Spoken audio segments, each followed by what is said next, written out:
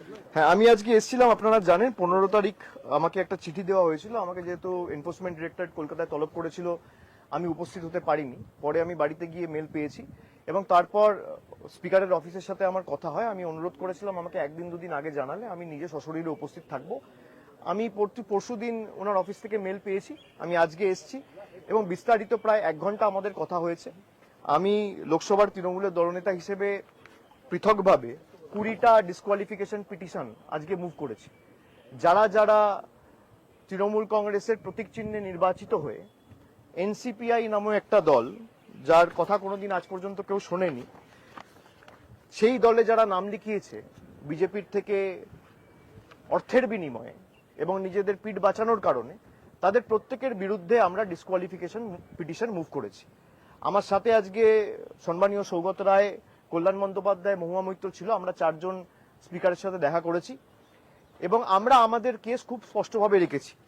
সংবিধানে যে ধারাগুলো রয়েছে, বিশেষ করে 10 শিডিউলে পয়েন্ট নাম্বার 2A আর পয়েন্ট নাম্বার 4, সেখানে স্পষ্টত লেখা রয়েছে যে আমি যদি অন্য কোনো রাজনৈতিক দলে যাই বা ভলেন্টারিলি পার্টির আমি মেম্বারশিপ গিভ আপ করি, তাহলে আমার ডিসকোয়ালিফিকেশন হতে বাধ্য।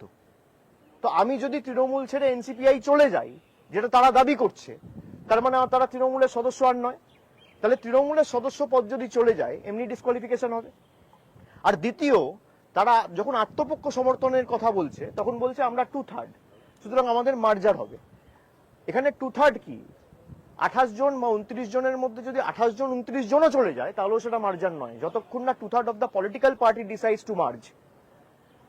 দুটোই সংবিধানে লেখা রয়েছে। এবার কে সংবিধানের পক্ষে আর কে সংবিধানের বিরুদ্ধে, সেটা মাননীয় অধ্যক্ষ প্রমাণ করবে, সংবিধানে লেখা ডিসাইড করবে।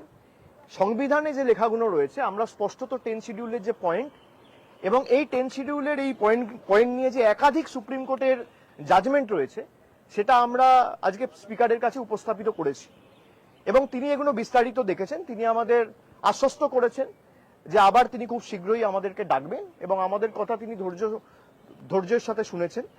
আমরা আমাদের কথা রেখেছি। আমরা বলেছি এদেরকে ডিসকোয়ালিফাই করতে হবে এবং যে সেপারেট ব্লকের কথা বলা হচ্ছে, সেপারেট ব্লক বলে কিছু হয় না।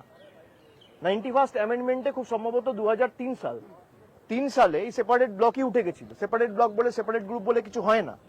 তারা যে আলাদাভাবে পৃথকভাবে চিঠি দিয়ে বলেছে আমাদের আলাদা দলনেতা, যেটুকু আমরা সংবাদ মাধ্যমে দেখেছি, আলাদা চিফ হুইপ, আলাদা ডেপুটি লিডার, এসব হয় না। তারা সংবিধানটা পড়ুক। সুপ্রিম কোর্টের ভুরি ভুরি জাজমেন্ট রয়েছে, যেখানে স্পষ্টত রায় রয়েছে যে মার্জার তখনই হয় যখন 2/3 political party decides two merge, নইলে সেটা মার্জার হয় না।